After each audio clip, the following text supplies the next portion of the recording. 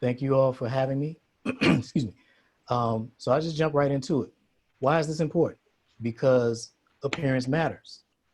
Right now, we are is still what I call the empathy phase of web conferencing. We all were thrust into it. Nobody was expecting this. So everybody's pretty much in a situation where you just get by with, you make it work with whatever you have because we're all in this together. But as we shift it into later phases of this new normal, web conferencing is something that we will all have been doing for some time, and we will get back to evaluating based on appearance. You need to look like this is not your first time. So for this particular audience, you were people who will be using video conferencing for part of your job search. This is how you guys will be interviewing. What you are showing your prospective employer is what you will be showing their clients. So some of you, for example, will be assuming positions that require you to interface with, it's a customer facing position. And since we're not doing things in person now, that means via web conference. So how you show up in your interview is in your interviewer's mind, how you're going to present yourself to their clients or to their internal stakeholders. Maybe you will have a leadership position in the organization where you'll be conducting lots of virtual meetings. How you look in your interview is, again, how they envision you when you are their representative. So if you're not representing yourself very well, very professionally in terms of your visual presentation, that's a knock against you. This is now a part of your evaluation, no different than the suit you wear to your interview. You wouldn't show up in a wrinkled suit and expect to get good results. Well, we're going to get to the point where it's not acceptable to show up in a web conference with poor lighting or terrible audio or bad camera placement. We will expect you to have learned how to deliver a more professional appearance. And so that's what we're going to talk about this evening, how to get you from where you are to where you want to be as quickly as possible. The first thing we want to do is elevate our camera. We want to bring our camera up to eye level, because what you see a lot of people doing is using their laptop or their phone, and the camera's sitting on the table at a low angle, shooting up under your chin, up your nose, and now you're looking at the ceiling. That's not a flattering perspective for anyone. Again, we can get away with that now in the empathy phase, but we actually can do better than that right now. So the sooner we get to a better presentation, the better we're serving ourselves. So we want to bring that camera up to eye level. If you're using a laptop, we'll bring it up to eye level, and you also want to make eye contact with the camera as you see me doing here. This is one-way eye contact. I'm making eye contact with you. I'm not able to receive your eye contact, but when you're making a presentation, what's most important is that your viewer is seeing your eyes. They're making eye contact with you in order for you to build that rapport. And you just have to work as you can, since you're not able to make eye contact back with them. But we bring our camera up to eye level, we make eye contact. And to do this, I encourage you to get a separate camera. A lot of folks are working off of their laptop. The problem with your laptop is when you elevate it to eye level, you bring the camera up to eye level, and you angle the laptop so that you are framed properly and it's not pointing up. Well, now that vertical angle is not a good angle for you to actually see what's on your laptop screen. So if you need to actually be able to see your computer as part of what you're doing, you have this, it's going to be a challenge. It's going to be hard for you to see with a laptop with the screen sitting straight up and down. So the way we work around that is, instead of using the webcam that's built into the laptop, we get a separate camera. There's a whole spectrum of cameras that you can use, and what's appropriate will depend on what you plan to do beyond web conferencing. There's a lot of different types of presentation you can make beyond a web conference, which would necessitate a better camera than just a web camera that's external, that you can plug in externally. But at a minimum, get a web camera that's a separate webcam that you can position independently of the computer. So now if you need to work off your laptop or flip through slides or whatever it is you need to do, that is separated from the placement of the camera for your on-camera presentation. Next thing we want to do is work on our lighting. Window light is free, but it is unreliable. It's inconsistent. It's going to work against you if you wear glasses, because this large light source is going to send light at your face from all angles.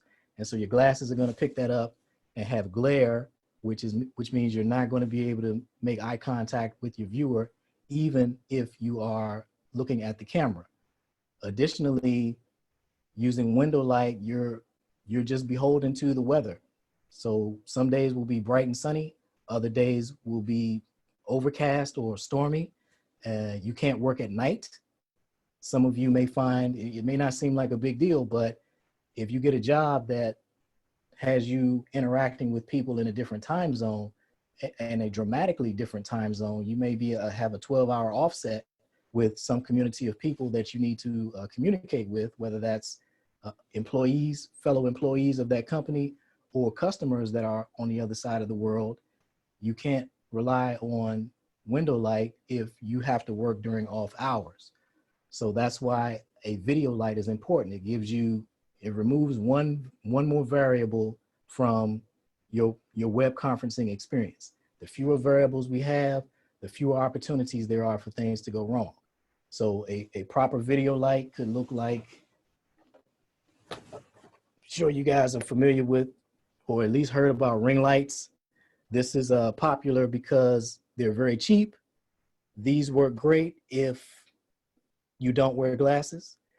The reason this works, and so for one, the video light needs to be bigger than your head. The way you see this one is bigger than mine, because the way this works is this creates a flattering light. It sends light at your face from all directions, which fills in pores and wrinkles and takes years off of everybody. So we all look better when we're lit properly. And that's why this light is designed that way. It floods your face with light, which washes away and minimizes or eliminates entirely some of your skin imperfections. So when you see these little small ring lights, that's just a gimmick. It's something that they sell because you don't know better. For a ring light to work, it needs to be bigger than your head. This is not going to work well for people with glasses, because again, sending light at your face from all angles, your glasses are going to pick up a reflection, and going to pick up a glare, which makes it difficult for you to maintain eye contact with your viewer. For folks with glasses, the answer is to elevate the light. That's how you eliminate glare. The angle that the light is coming at your, if the angle that light is coming towards your glasses is too close to the angle that the camera is to your face, that's where you get glare. So here, this is an LED panel, a different type of light. If I were to put this light just next to the camera or just above it, that's pretty much the same angle. So the light's coming this way, the glare is coming right back, and the camera's going to see it. To eliminate glare, we move this off axis with the camera. That means either we move it up or we move it away, so that if I move it to the side, the light is coming this way, hitting my glasses, and it's going out that way, as opposed to coming straight in and going straight back into the camera. The same applies if I elevate it. The light's coming down and hitting my glasses from above. The glare is coming out at the same angle, but going down. These types of lights are easier to elevate than the ring lights. These ring lights, again, they're popular because they're cheap, but they come with these little cheap stands. Everything comes, the complete kit, and I don't recommend elevating those very high. That's not how they're intended to be used, and that's not a very reliable long-term solution. Eventually, it's going to fail on you, and that's going to be a catastrophic failure, a light coming crashing down while you're doing a web conference or something. So I don't recommend ring lights for people with glasses. I recommend the LED panels that I just showed you. And those work great whether you have glasses or not, because you have more flexibility in positioning them. The last option is a much larger light, which I'm going to show you in a presentation. That's actually the light that I'm using right now for to light me. And let me show you what you get when you buy a really big light. I'm going to turn this light off, and you see that this light was what is lighting me completely. What's important there is I can record or present on camera 24/7. If it's the brightest sunny day at noon, or if it's midnight, that outdoor light doesn't influence my shot in any way. So I can record at any time and have consistent lighting. Again, consistency, eliminate one more variable, is going to make it easier for you to just do what you're trying to do. What we want to do with our home studio is not have to figure it out every time. We don't want it to be a different experience for ourselves every time. We want to set this up so that every single time we know, turn this on, turn this on, turn this on, and I'm ready to go. We don't want to have to figure it out every time. And buying a big enough light is a great way to facilitate that. The color of the walls in your room also is relevant. If you have a room with white walls or whitish walls, you need less light, a less powerful light. If you have a room that has dark colored walls, then you're going to need a brighter light to overcome that, because those walls are absorbing more light in the room. And also the light that they do reflect is going to come off with a heavy color cast based on whatever color your walls are. And so the way to work around that is a bigger light, a brighter light. Let's talk about exposure fluctuations. This is something that you've probably seen and maybe have experienced, which is where you can see the picture getting brighter and darker, and it's just fluctuating throughout the presentation. There are a couple of causes for that. One, if the person is using window light, clouds passing in front of the sun, meaning there's less light coming in, so the camera's going to make an adjustment. When the cloud passes and more light is coming back through the window, then the camera's going to adjust again. So now your exposure is going up and down, up and down.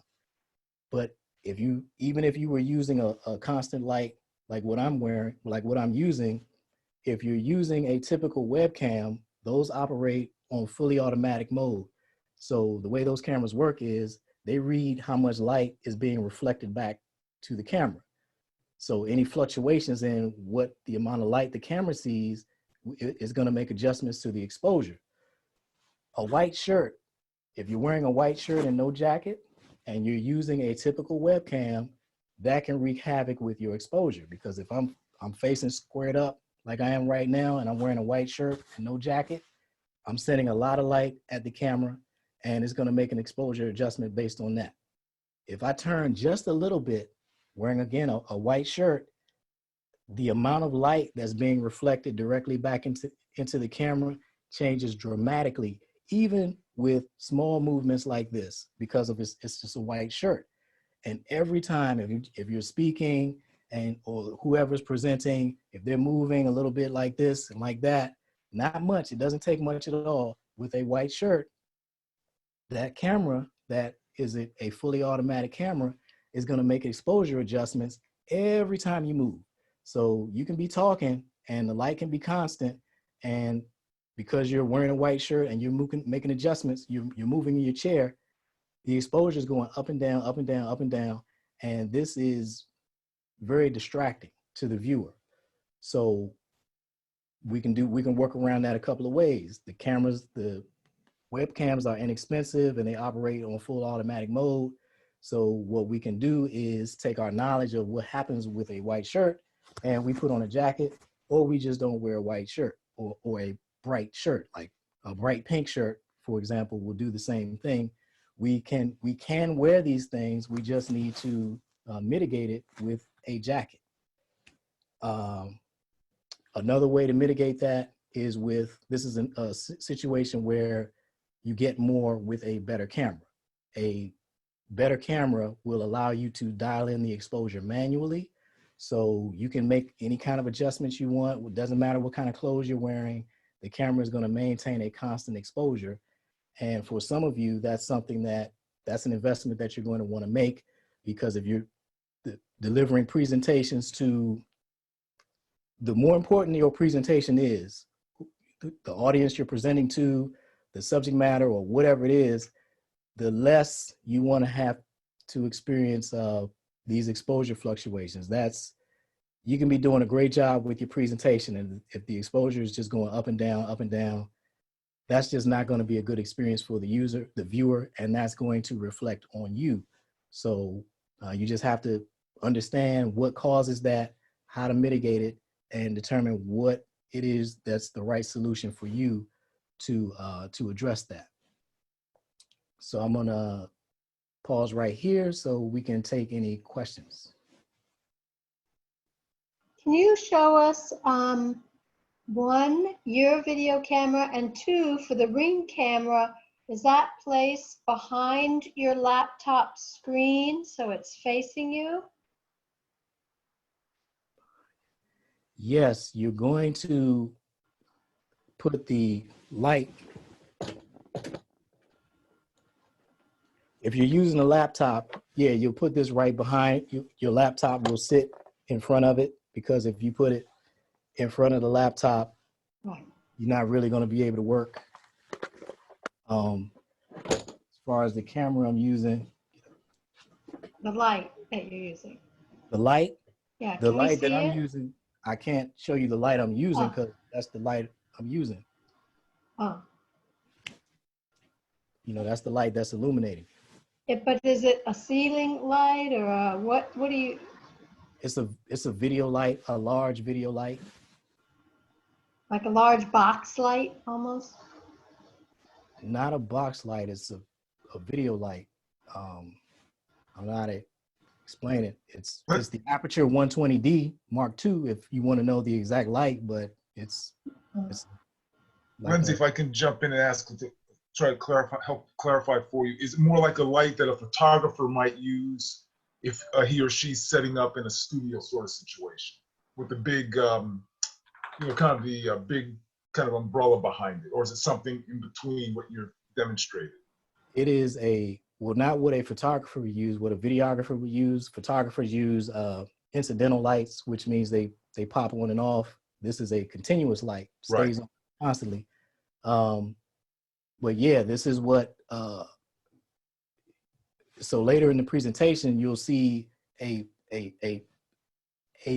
won't actually see the lights, you will see part of it, but yeah, this is a videographer's video light. Okay. What brand of videographer's light are you using? Aperture, APUTURE,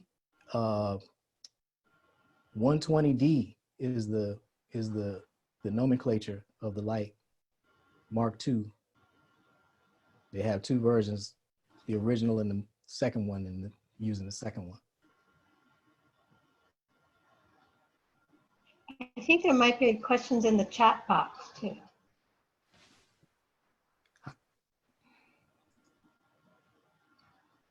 Lenzy, would it help if I read them to you? It would. All right. So, you know, I think we talked about where the ring light would go, but can you also clarify if it's behind the computer, will part of the light get blocked?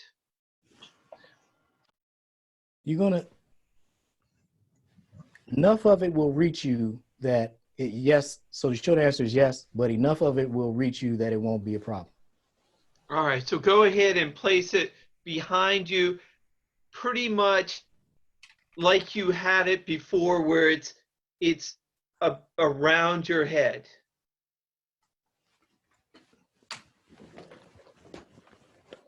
Yeah. So you can see it now. Mm-hmm. Whatever camera you're using, this is how the light should be positioned. as close to you as possible so that it's not visible in the frame. If you're using a laptop, you're going to have to put it behind the laptop. If you're using a webcam, then you can, there's a little attachment that sits right here. So the webcam would sit right here. Yeah, would sit right here. So you can, you know, the camera is shooting through the light, but you don't actually see it. But, you know, we want to place the light as close to us as we can without it appearing in the shot. Very good. And let's see. So you said Aperture was the brand that you recommend, correct? Well, that's what I'm using. So with equipment recommendations, I really can't make general recommendations. It really depends on the whole combination of things. The light that you need is going to partially be driven by the type of camera that you're using. Different types of camera will need more light to perform than others. It'll also be determined by what activities you plan to what are you actually planning to do? Are you just doing web conferencing and that's all you're ever going to do? Or is it possible that down the road you will actually be doing virtual presentations where maybe you're standing up to a whiteboard and doing a presentation?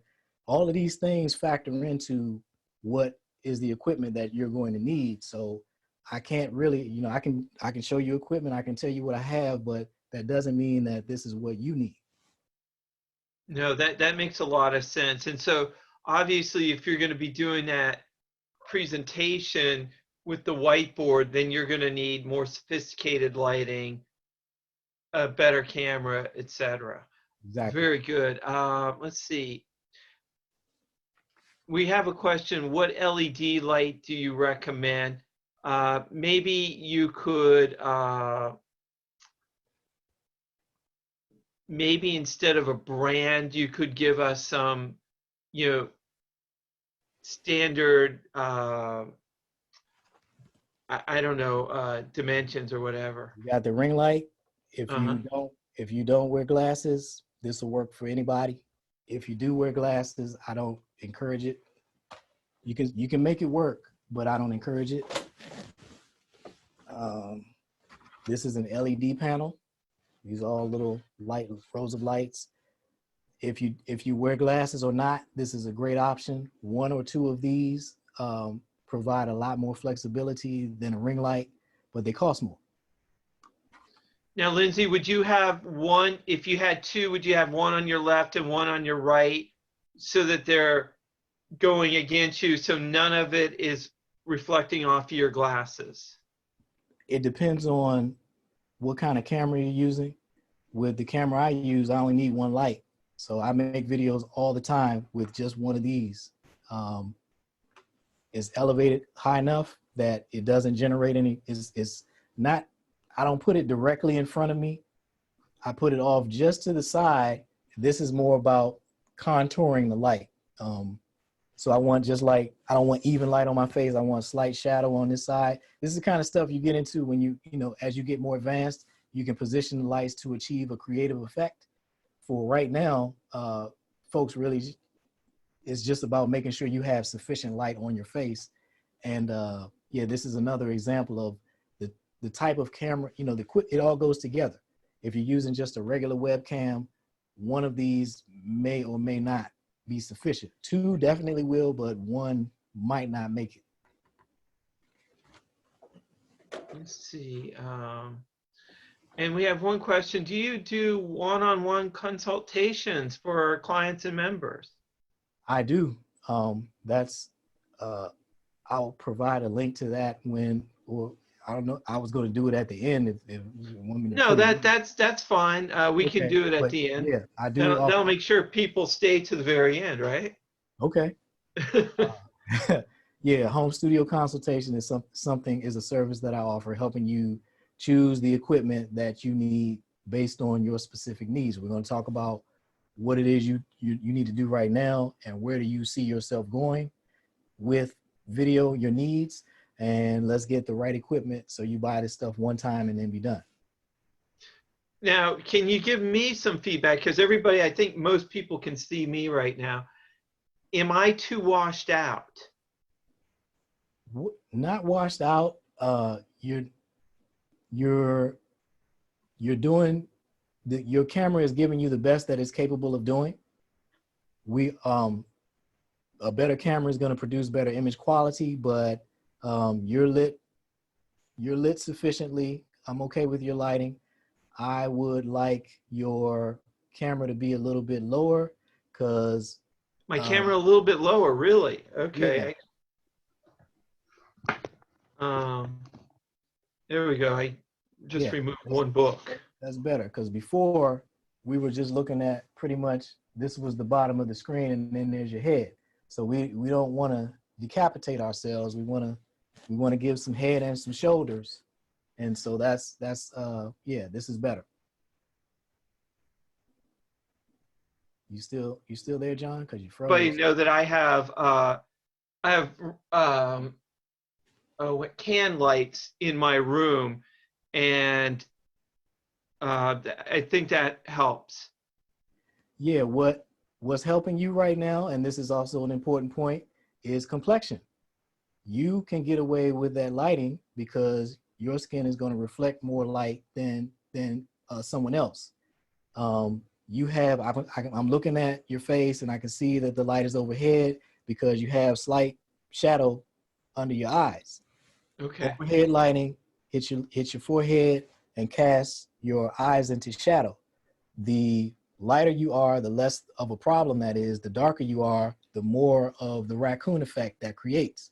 So a lighter person can get away with less lighting than a darker person. Good to know. All right, and well, we have a couple more questions, but I think they're part of your presentation. So I think this would be a good time to go back. They have to do with webcam and background. I think those are topics you're going to bring up a little bit later, right? Yes, we're going to talk about background almost next.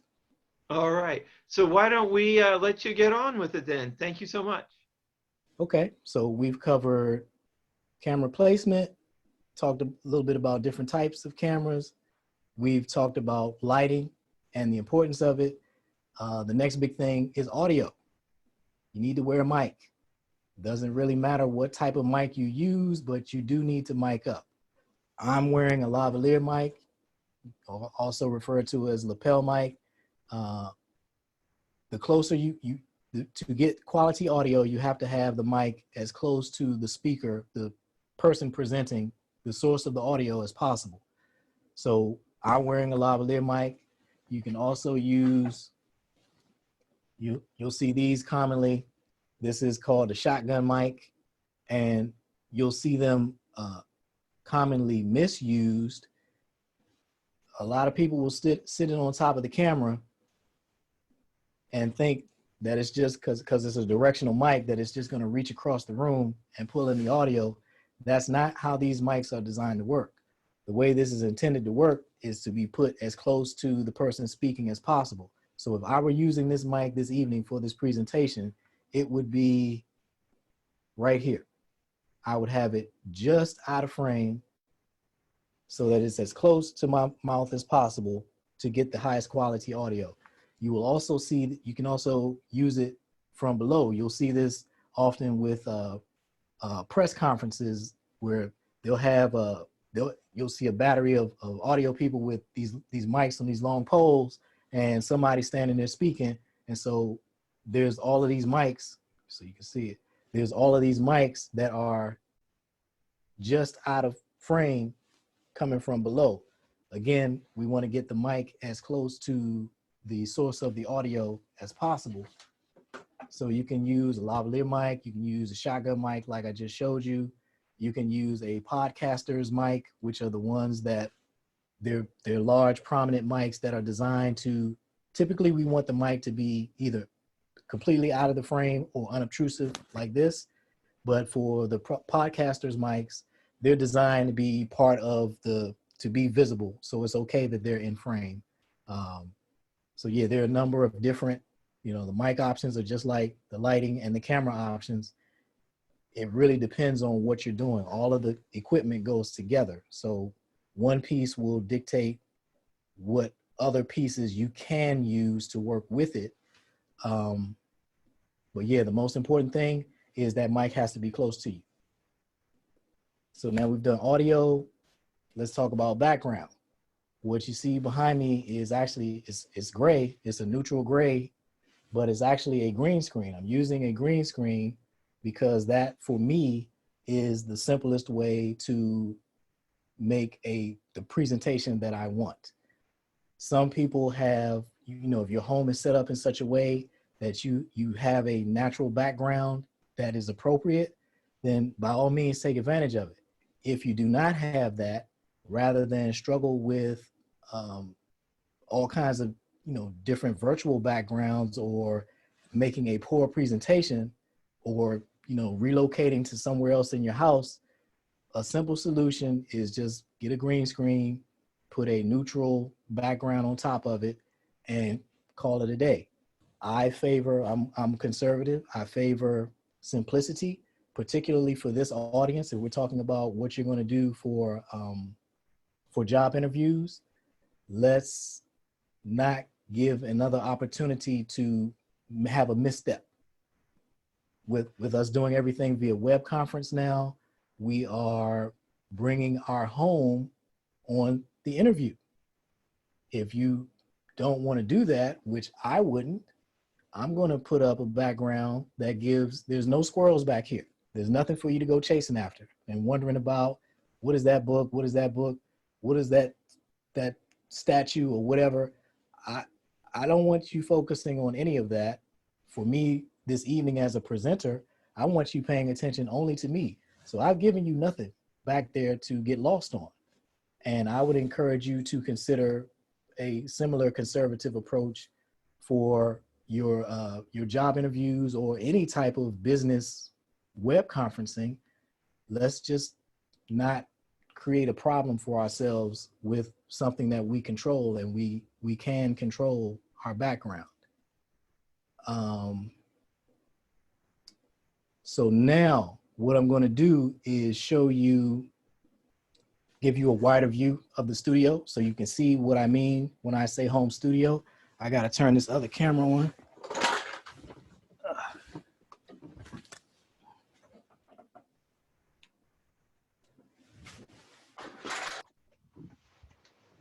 And yep. Okay. So this is my home studio, which is remarkably similar to my office. Before all of this COVID stuff and before we were all working at home, everything was normal. This is my workstation.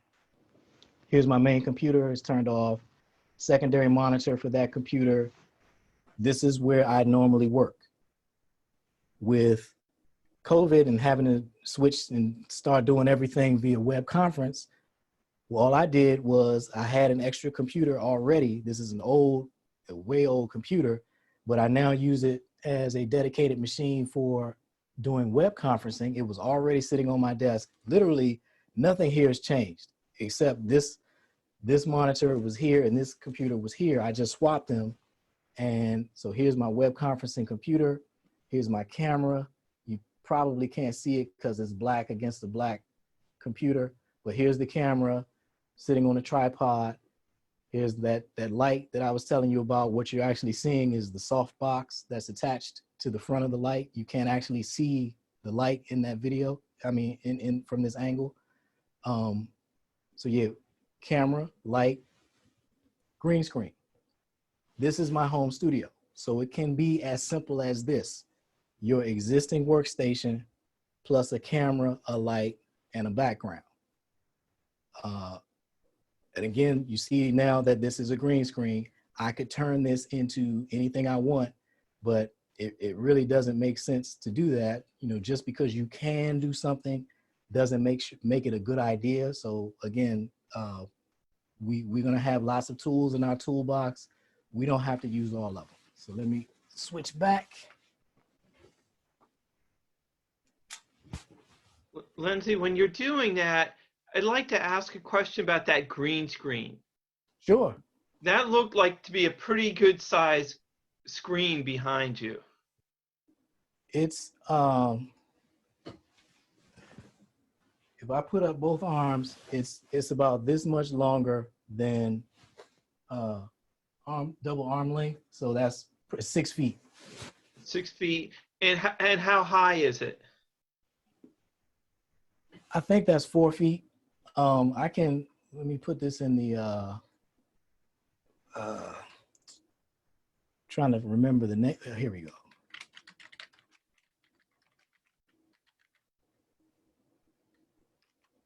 That is the name of the company that makes the green screen. If you search that, it'll pull them up, and they have different sizes. So it's based on what, again, based on your needs, you choose the appropriate screen for your needs. Yeah, I was pretty surprised to see how big that green screen actually was. Yeah, they have. This is the wide one. They have a wide one that's not quite as big. They also have a vertical one that's like the like when you go to a conference or something and you have the thing you pull up next to your booth. Right. They have that kind as well. All right, but the I guess the big thing is you want to make sure that it's wider than you. Yeah, which is not hard to do when we're talking about sitting in a chair and just, so this is, yeah. But I imagine that green screen is going to have to be much larger if I'm walking around. Let me restate that. Yes, for web conferencing purposes, it needs to be as big as the entire what the camera can see. When you're doing video stuff, like pre-recorded video, you actually need you get away with a much smaller screen. But for web conferencing purposes, you need a green screen that is big enough that the camera sees only green and nothing outside of that. We had a question about the mic here. Someone wanted to know if it was okay to use the mic in your camera. No, that mic is gonna sound terrible. It's not intended for, it's there, but pretend that it's not. Just, it's gonna sound terrible. You want us to get an external separate Yep. mic. Okay, very good. And with a MacBook camera, what kind of lighting is considered sufficient? There's really no way to answer that. There's so many variables. What's your complexion? What color are the walls in the room that you're going to be doing this conferencing? All of these things affect how much light is actually going to reach your face. So, there's no way for me to answer that. And someone wants to know, how would you test your mic to avoid echoes, or where do you place it to avoid echoes? The software is supposed to take care of that for you. The web conferencing software. So what that is a feedback loop. The mic is picking up. So as you're speaking, you're coming out through the through your speakers, and the mic is picking that up and playing it back. So it's just this feedback loop. All of the web conferencing software is supposed to take care of that for you. So if you're having a feedback loop problem that's related to something specific that you're doing that needs to be corrected, and I couldn't tell you what exactly that is without knowing. Do all major web conference platforms support green screens? I can't answer that. I would suspect they do or have some form of it, but when you say all, that's a broad statement. Yeah, that's right. When you're taking a test, you very seldom go with the all, right? Right. All right, that makes sense. Now, you have that green screen in the back.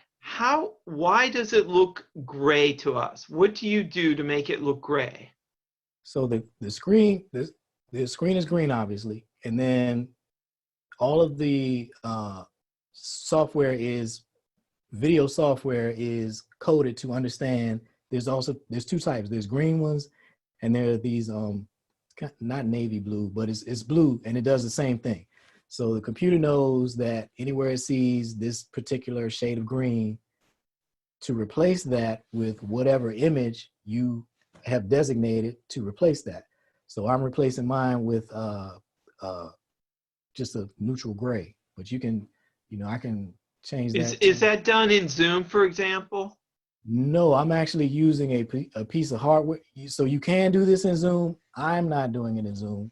What I'm doing it with is a piece of hardware that's dedicated to this well, not just for green screen, but it's a video conferencing, video broadcasting piece of equipment that's designed for a lot of different functionality that most people here won't need, but that's how I'm doing it right now. For you guys, you probably would be doing this through your web conferencing software. Okay. And I mean, you obviously know what you're doing because you look great with, the lighting, everything is perfect. How much did it cost for you to achieve that look? Depends on how you want to answer that, because I already had all of this equipment. This is what I do for a living. So this was stuff that I owned everything already. It was just a matter of buying a cable to plug it into the computer. For the viewers, the participants this evening, what it will cost you is, again, about what is your objective. What do you need to do with video conferencing? Is it just video conferencing, sitting in front of a camera and participating in conferences like this?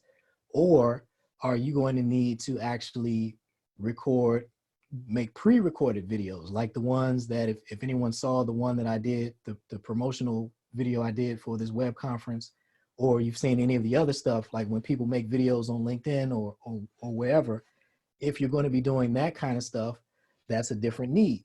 What types of those videos do you plan to make?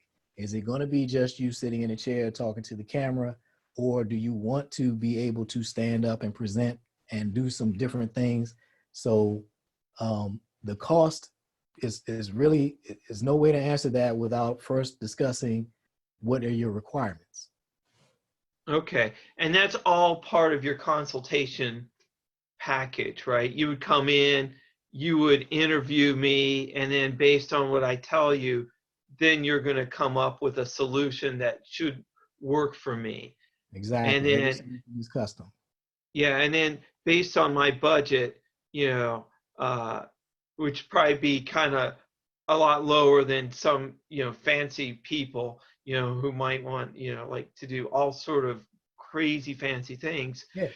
Yeah, I imagine on the low end, are we talking like $300, or are we talking $500? What kind of range are we talking about? On the lowest end, we're talking $0, because you can use your smartphone and window light, and the microphone that's built into your phone is adequate if that's what, if we start where we are. And based on your requirements and your budget, that might be your solution. Using your laptop instead of using the camera in your laptop, you get maybe you spend a few dollars to get a little stand to hold your camera up. And so now your camera is your webcam, and you're doing stuff on the computer or whatever, as that might be your solution, which is $0 to $20. Mm-hmm. Depending on you have more of a budget and you have greater objectives, then we go in that direction. So when I'm working with somebody, it's about, for these home studio consultations, it's about, what are your requirements? What do you want to be able to do? What equipment do you already have? Okay, and let's figure out how to incorporate, build on top of that and just add the things that you need to get you where you want to go, rather than just starting from scratch. It's nobody's sitting on a surplus of cash right now. So let's, be realistic in our objectives and our budget, and we can find a solution. And you said you recommend the gray background because it's neutral. Is that for all complexions, or is that gray based on your complexion? Would it change for different people? Would it change for like maybe somebody who has red hair versus somebody who's got blonde hair? The background is not so much influenced by complexion or colors, or what. That's really just a personal choice. Some might choose beige or off-white, or they might choose something that's not just a solid color. That's me. I'm really conservative when it comes to things like that. I will more than likely mess up by trying to be creative. So I know my limits and I stay within them. Other folks can actually style up something nice and have it not be distracting. So if you have the ability to do that, by all means, but just a solid color is a safe choice for everybody. Well, and I guess the person wanted to know whether gray would work for everybody. Yeah, gray would work. Yeah, a light gray is neutral. That's going to work for anybody, for any purpose. It doesn't say anything. It's vanilla. Okay. Let's see. And then what's a good brand for a lapel mic? It depends on if you're doing a wireless mic or wired. If you're doing a corded mic, then there's like all of these knockoffs. There's really no good. You just go on Amazon and whichever one is available, they're pretty much equivalent. You look for one that has a good reviews for a wired mic, because nobody really, they're cheap. They're like $25, $30. So there's like not really any major names that you would know that are behind producing those mics, because they're just a commodity item. For wireless microphones, I recommend Rode, RODE. They're out of Australia. They've taken audio technology and made professional grade audio technology accessible to consumers. So if you plan to, for example, at some point be able to stand up and do a presentation or something like that, a wireless mic system is gonna work better for you than one that has a cord. So yeah, the wired ones, I'm sorry, $30, $40. Excuse me. The wireless, you're looking at $200 to $400. And we have a really good question here from Mark that I want to bring up. How do you look into the camera while also monitoring the faces and the feedback, the verbal feedback, or the facial feedback that you would normally want? That's got to be a balancing act of some sort. I don't even try to balance it. What I do is it's a mindset thing. The way I think about it is, if I were on the phone with somebody, I wouldn't be getting it. Anyway, we conduct most of our business via phone versus webinar, so I just treat it like it's a phone call, with the added advantage that I get to establish eye contact and rapport with the viewer. I'm not going to be able to get that nonverbal communication. I would love to have it, and eventually, technology eventually is going to be like the Minority Report, that Tom Cruise movie from a while ago. we're going to have the hologram right in front, so you can actually look. You're looking through the hologram into the camera, so you're making eye contact. Eventually, that's where we'll get there. We'll get there eventually, but for right now, I just focus on making sure I'm connecting with my viewer. I don't get that connection back from them, because if I shift to look at you, now I'm not looking at you. So yeah, the answer is I don't worry about it. I just treat it like it's a phone call.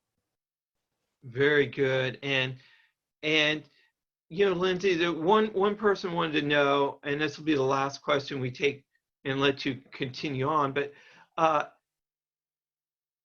what do you do about USB ports? I mean, you must have like an extra sort of splitter that you're using to give you a lot of extra USB ports for all this equipment.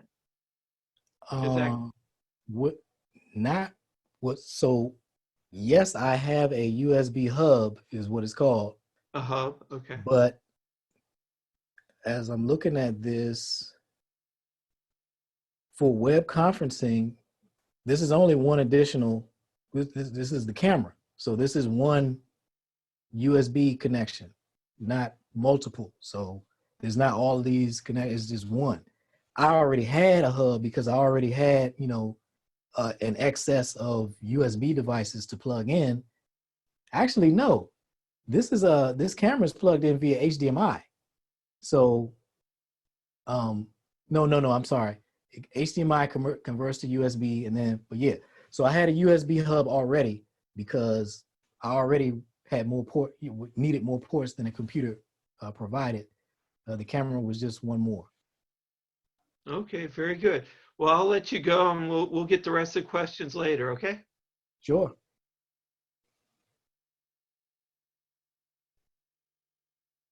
Oh, let's see, where did I stop?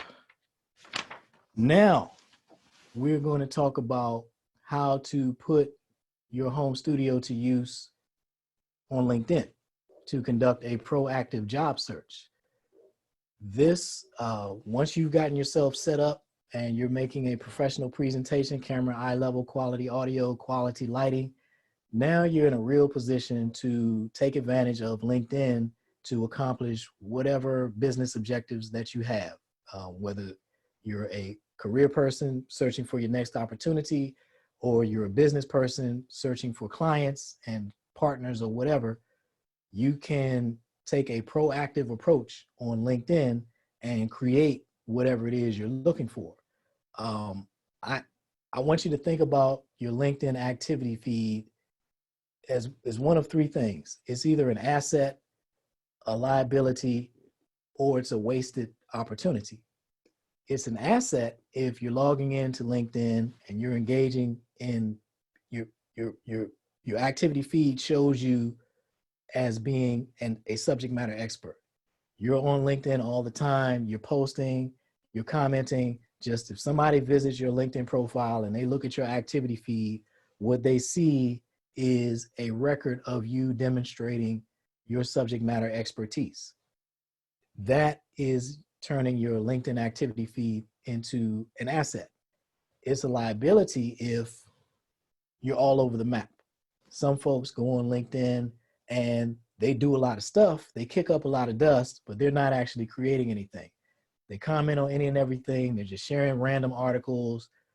You got people that like to participate on those grow your network posts. Step 1, like this post. Step 2, comment, I'm open to new connections. Don't do that. Please don't do that. Every time you leave a comment or engage a post, you like something or you leave a comment, this puts that into the feed of some of the people in your network. So they see this. And so if you're one of these folks who jumps on every one of those grow your network posts and you just keep commenting, I'm open to new connections all day, you are flooding your connections, your existing connections network with, I'm open to new connections. I'm open to new connections. People will tune you out. They will either unfollow you. I certainly do. I have unfollowed people for this, or disconnect from you outright. When they unfollow you, that means they no longer see anything that you post. If they disconnect from you, then you no longer see anything they post, you all are not connected anymore. So this is the type of activity that turns your activity feed into a liability. Don't do that. And almost as bad is when your activity feed is just a wasted opportunity because you're doing nothing. You have a LinkedIn account, maybe you log in, maybe you don't, but if you do log in, you're not actually doing anything. So you're not helping yourself, you're not hurting yourself.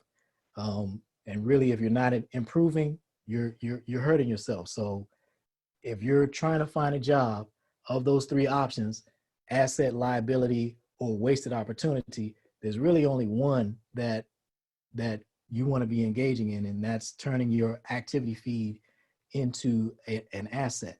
So how do you do that? You can do that with original content, which is the highest value activity. You are posting original content where you're demonstrating your subject matter expertise. Whatever your field is, you're writing articles, maybe you're making videos.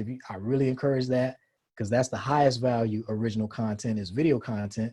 So you can write, start your own blog, or you can blog on the LinkedIn platform, or you can make short posts where you are sharing your expertise. You're demonstrating your deep knowledge on one particular topic, and you just do this over and over and over again. If you look at my LinkedIn activity feed, you go to my profile and look at my activity feed, there will be no question in your mind, what is my subject matter and the depth of my knowledge in my particular area. That is what I post about all the time. Every day I'm on LinkedIn, I make 2 posts, one in the morning, one in the evening, because I have one in the afternoon. I have 2 specific audiences, 2 separate audiences that I focus on. So I make one post for one audience, one post for the other audience, each demonstrating my subject matter expertise, but using different language depending on who I'm talking to. But if you look at my activity feed in aggregate, it's still on message all the time. I'm talking about the same thing, and I'm demonstrating a high degree of expertise in my particular thing. I do that a lot with video. I encourage you to do that with video. So how do we do that? We identify an ideal client. For business people, we identify ideal clients. For corporate folks who are looking for jobs, I want you to embrace the ideal client mindset. What is the company that you want to work for? Or what type of company do you want to work for? What problem do they have that you solve with your area of expertise, and focus on that? They either have ambitions or pain points. Something is bothering them and they want to get away from that, or there's something that they want to move towards, and you're going to use your expertise to help them move along, and just give it away in little short chunks, short articles, short videos, and just consistently put out content that is demonstrating you as a subject matter expert. Don't worry about, well, if I tell them everything, they're not going to hire me. It's really impossible for you to take everything out of your brain and put it on the internet, even if you tried. It's just not possible. So don't worry about that. What we want to do is just make sure that everybody knows you exist through your activity, and know that you are an expert in this particular topic, so that you become known for that thing. And when opportunities come up, you are the first in mind. When somebody clicks on something you wrote, or a video you made, and it shares with their network, somebody's going to see, if you're putting out useful information, somebody's going to see that and benefit from it. And now you've taken the first step towards building the rapport that gets people to know you, trust you, know, like, and trust you. You can get there faster with video. It's a way you can audition yourself. So if I've been putting out videos for 6 months and you've been watching my stuff on and off, you have an idea of who I am and my personality and my demeanor, more so than this person who has never posted anything, or you've never had any interaction with. Maybe they don't even have a profile photo. So there's this whole spectrum of Some people do nothing on LinkedIn. Some people do next to nothing. And then some people, a very, very small percentage, actually go all out in leveraging the platform to establish themselves as experts in their field. If you put yourself in that group, it's really, you don't have to do a whole lot, because most people are doing nothing or next to nothing. So if you just go on a consistent campaign of sharing your expertise, solving a problem for somebody specific, this is how you put yourself on people's radar on LinkedIn and attract opportunities. Somebody comments on your post and asks you for more information. Just like we're getting comments in this webinar, people are asking questions. Well, LinkedIn gives you an opportunity to do a little mini webinar every day. You can post as many videos. Once you have your studio set up, you can post a video a day. You can record 3 or 4 or 5 videos on Friday, for example. And these are the videos that you publish next week that just keep putting you out as a subject matter expert. Maybe your field is HR, maybe your field is accounting. You can put out your original content, you can share articles and then comment on those articles, provide some insight rather than just copying and pasting. Don't copy and paste the article and tell me why it is you think I need to see this. What is your professional take on this article that somebody else wrote? Add something to that. So I give you an example. Saturday, I published a video, and within 5 minutes, somebody messaged me about the video, a video. They said, you know, I want to talk to you about that video. I wasn't sure what video they were talking about because the video I posted was 3.5 minutes long, and about 5 minutes had elapsed from when I uploaded it. So in my mind, I'm thinking there's no way somebody saw that video that fast, but that was the one they were talking about. I put out a video that resonated with someone immediately so that they contacted me immediately. This wasn't just a random person. I reach out to 5 people a day on LinkedIn minimum. That's part of my marketing. 5 the specific people who I want to do business with based on their job title.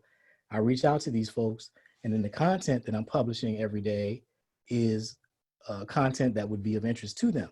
So this particular person was somebody who I was connected to because I deliberately reached out to them in the past, and now I put something out and it rang a bell for them immediately.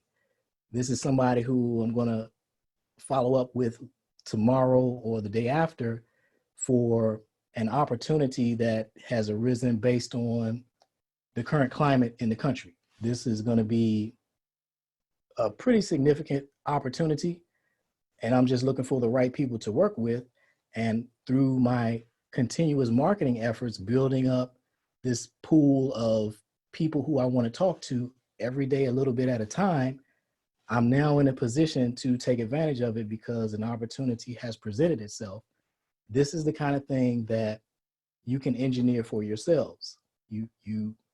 I encourage you not to be passive in your job search. Use LinkedIn as the tool that it is designed to be, and you can attract whatever you want. I'll give you one more example. The guy I use for video editing. I don't do video editing. I outsource that. This guy's name is Daryl Stevens. He's in Texas. I found him through LinkedIn because he got laid off. This was last year, and he took one of those 21-day video challenges, 21 videos in 21 days. So Daryl was posting these videos, and I saw one of them. Then I said, oh, I saw another one. Like, okay, I like this guy. Nice personality, you know, good energy. I can see the quality of his work.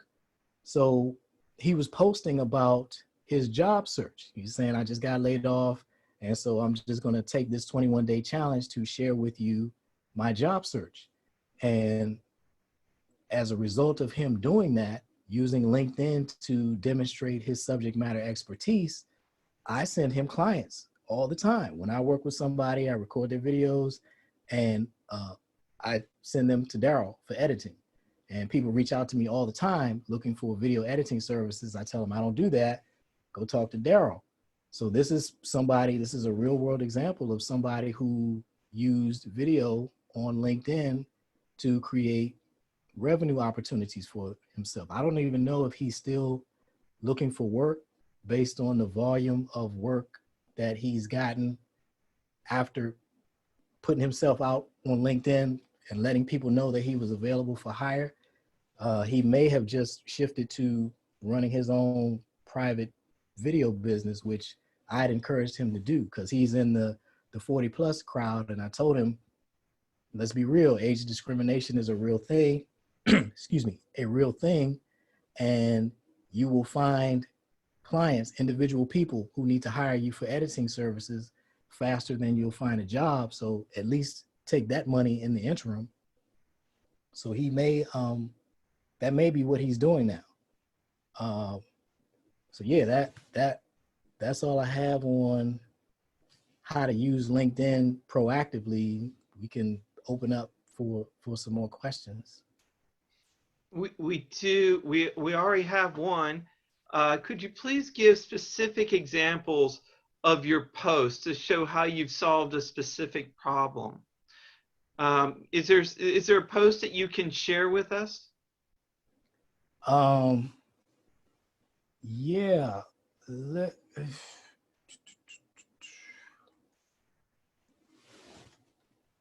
Log into LinkedIn.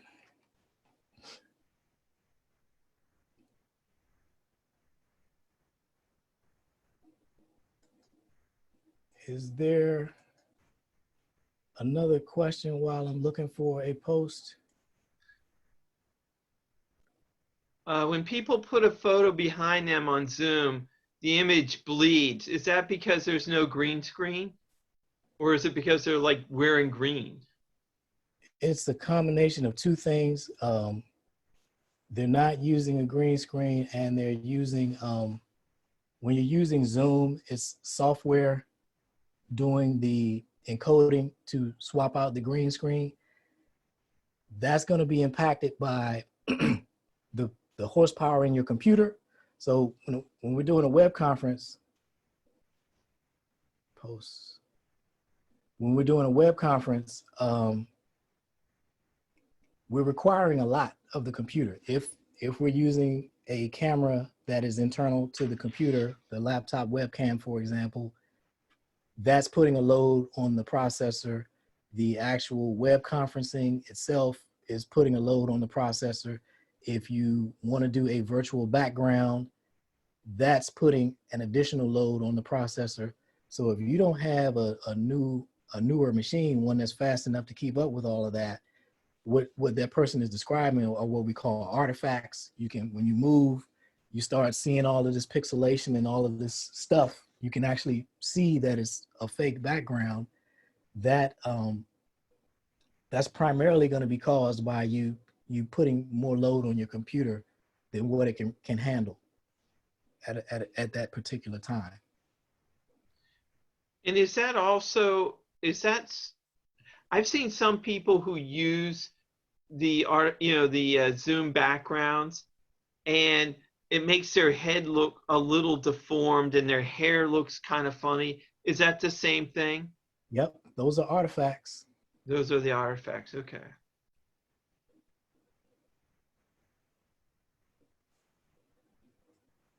You got another one? Oh yeah, here's one. Can you recommend a YouTube channel or another resource for learning to create LinkedIn videos? A YouTube channel for or another resource for learning how to create LinkedIn videos. Is that part of the services you offer? I have a course, an online course.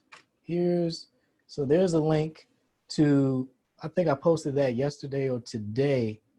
It's what you see is an accountant.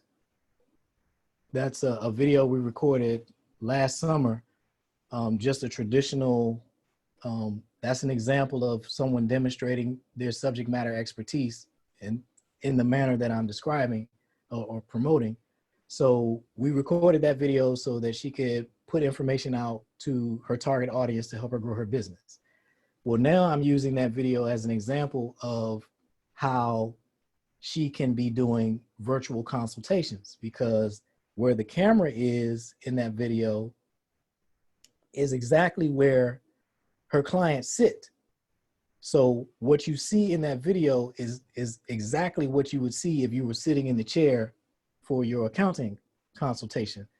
So my point with that video is, you know, with COVID, you know, still running out of control, we don't have any vaccine or anything like that. Those type of in-person consultations are an unnecessary risk. You can deliver the exact same experience to people over a web conference, and they will actually, you know, some of your client, probably many of them, would actually appreciate it. You know, instead of me having to drive to your office to sit, there's no part of a tax appointment that you actually need to do in person. You can do that just as effectively via web conference and not have to leave your house.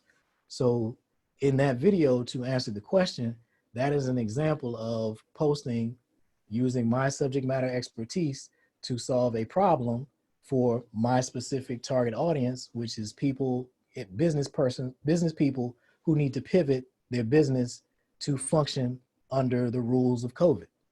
How long is that video? I think it's 2 minutes. Okay. Well, it's 2 minutes or less. Is it, let's ask the audience, is this something that we want to watch now? Lenzy, how much more material do you have for us? That's it. That's it? Yeah. All right. If you want to see the video, go ahead and post on the chat that if you want to do it later, then don't say anything. All right, go for it. We got a couple go for it. So let's see, Lenzy, is there any way for you? Yeah, we got a lot of go for it. Is there any way that you can share that with us? Of documentation, so you have to keep them. They're separation and substantiation. This is how we stay out of jail. We want to separate our business expenses and income from our personal. It's very important. We want to go ahead and open up that bank account that we talked about in the earlier video, where we're tracking our income and expenses through one account. We want to keep our personal separate. Once we've determined how to do that, then we want to go ahead and substantiate. Substantiation, invoices, receipts, bank statements, logs, journals, anything that you can do to track the income coming into your business and the expenses going out. Now, we know receipts are antiquated, but the IRS still uses that as a primary form of documentation, so you have to keep them. There are new apps out there. You can go ahead and take a picture of the receipt. There are so many resources today. Mileage apps where you can track your miles, because it's super critical to track your miles. You can put a log book together. Whatever you will do, make sure you do it. Whatever is easiest, do it. You can throw them in a box if you want. You can use Excel. You can use QuickBooks. There are so many tools available, but you must keep track of your income and your expenses, and you must keep track of the paperwork. Start that very, very early on. Do not lose your receipts, okay? That is super critical.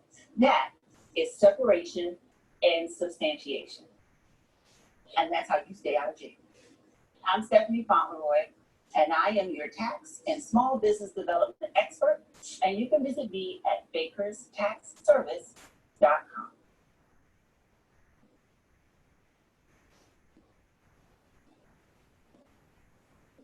Okay. And I just need to say that she in no way paid us for that free advertisement. Well, Lenzy, I want to thank you. Do we have any other questions from the audience? And by the way, as an accountant, you know, I can appreciate that. I want people to keep their receipts. Oh, I didn't know you were an accountant. I am, yeah. Let's see. Can I speak via the mic? Oh, uh, yes, Craig, we can unmute you if you want to. Craig, you can ask a question if you would like.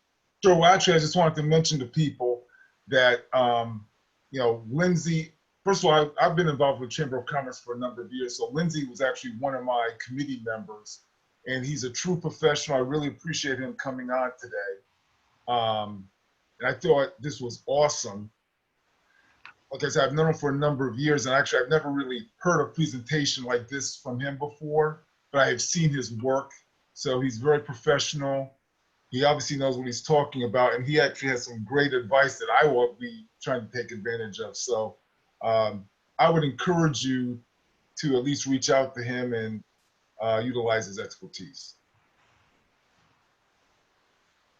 Sounds good. You know, I have to also say, Lenzy, I was quite impressed by the detail of the information that you gave us tonight. You know, a lot of people would just give like superficial information. You gave us some really concrete things that we can work on. And what I think what we should do right now, Lenzy, is you should throw up your contact information for anybody who would like to reach out to you. Sure. I'm gonna put, let's see. You can put it in the chat, and or you can put it on the screen, or both. I'll put it in the chat. Linked.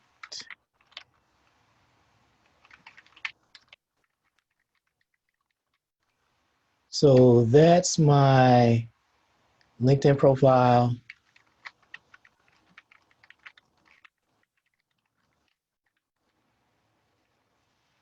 And the second one is my website. And so on my website, there's two things that may be of interest to folks here. One is the home studio consultation page. There's some information there that is right there on the homepage. You'll see it. And also the blog. Check out my blog. All I write about is how to use video to accomplish your business objectives. So I put out a lot of information tonight. There's actually a lot more information on my blog. When ideas come to me, I just write it down and put it out. So there's, if you're looking for more information, you'll definitely find it in my blog, which is on my website. Lenzy, I want to thank you again so much for being with us here tonight, for sharing your expertise with our audience. As you know, a lot of us are in that, looking for a job. Unemployment really spiked lately. And so this is very valuable information. I would imagine business is good for you these days. It's, we're all in this together. I'll put it that way. How do you feel about wearing headphones during a webcam? It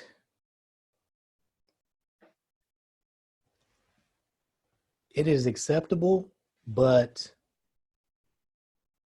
as with anything, it's about what level of the game do you choose to play at? So do you see headphones dangling or over-ear headphones as an executive presence? If that's what you're going for, then no, we're not going to wear headphones. If that's not a concern, then sure. So that's really a personal thing. It's about where do you want to position yourself? It's personal branding.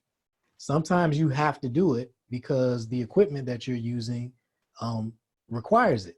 But if given a choice, if you have the option, then yeah, I'm not going to wear headphones if I don't need to.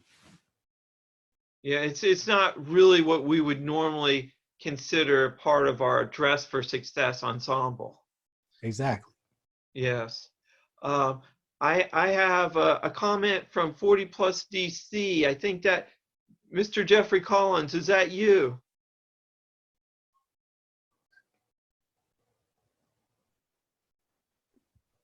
It is, sir. And again, Lindsay, fantastic job, sir. And just a brief story how Lindsay and I connected. It's by way of my friend and 40 plus colleague, Ron Moore, who's also a board member. He messaged me on LinkedIn, I guess about maybe 5 weeks ago. And he said, essentially, check out this guy, look at his video.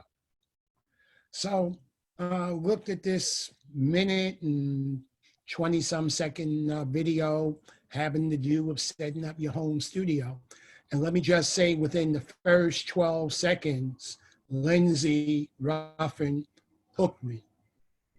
And I said to myself, I must book this young man to present at 40 plus because he has a powerful message. So, Lindsay, letting you know, sir. Thank you. I Okay. remember it was, yeah, so the video he's talking about is one where I showed it was a transition between before and after and back of what you don't want to do. So it starts out with a camera at a low angle. I've used my phone, camera at a low angle, shooting up my nose. You can see the ceiling. I deliberately did it downstairs in front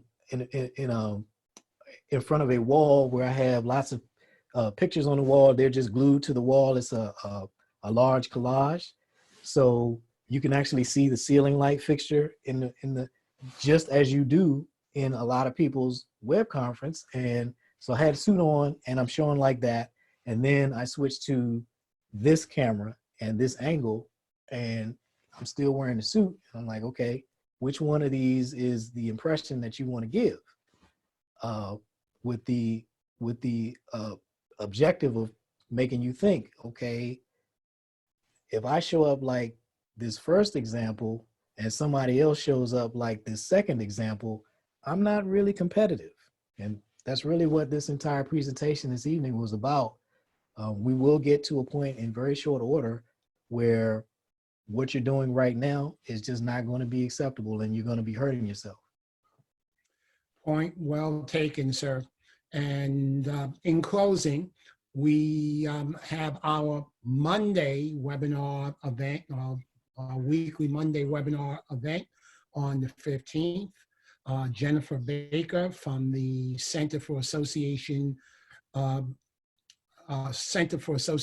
Leadership will present on careers in the association and nonprofit sector. On June 22nd, Derry Derringer, a consultant, will hone in on business development for freelancers, consultants, and entrepreneurs. And then we have a consultant who will be presenting from the great state of Washington, city of Seattle, Jean Battersby. And her topic is moving from emotion to action, why emotions matter in times of transition. We're developing a regional and a national focus with our webinars. And we encourage our participants to tell your friends and colleagues to tune in, because we are presenting relevant, substantive information as it relates to transition, as it relates to jobs. So, John, the floor is yours, sir. Thank you, Jeffrey, for first of all, for all your service. I mean, I think a lot of people don't realize that we're all volunteers here, and we do it to gift it forward. You know, we all feel fortunate to have been able to take the class.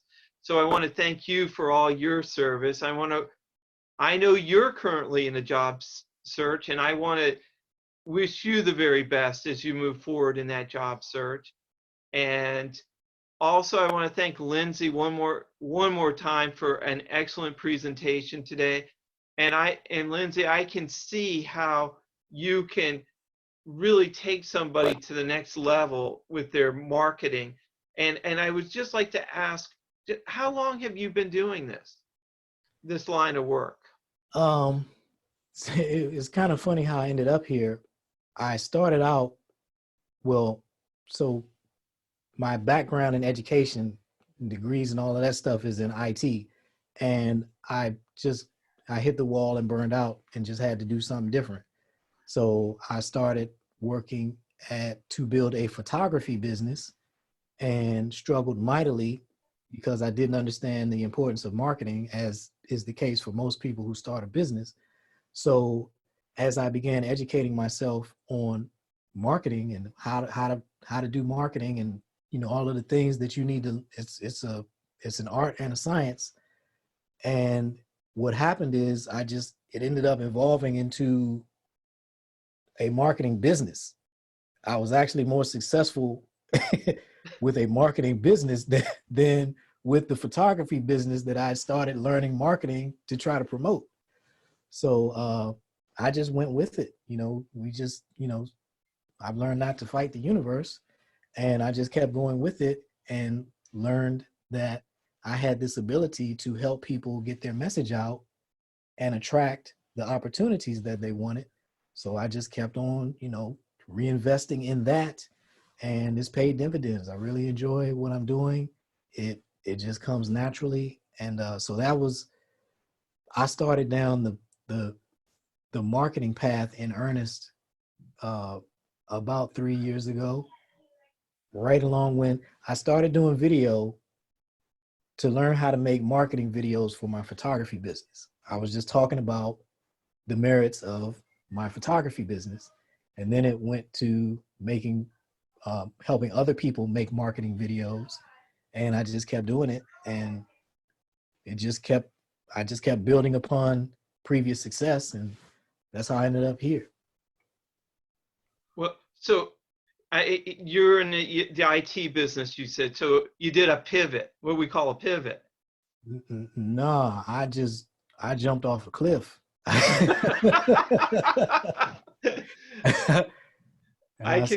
Yeah. Well, we also call it failing forward. So you started one thing and then it led to another thing for you.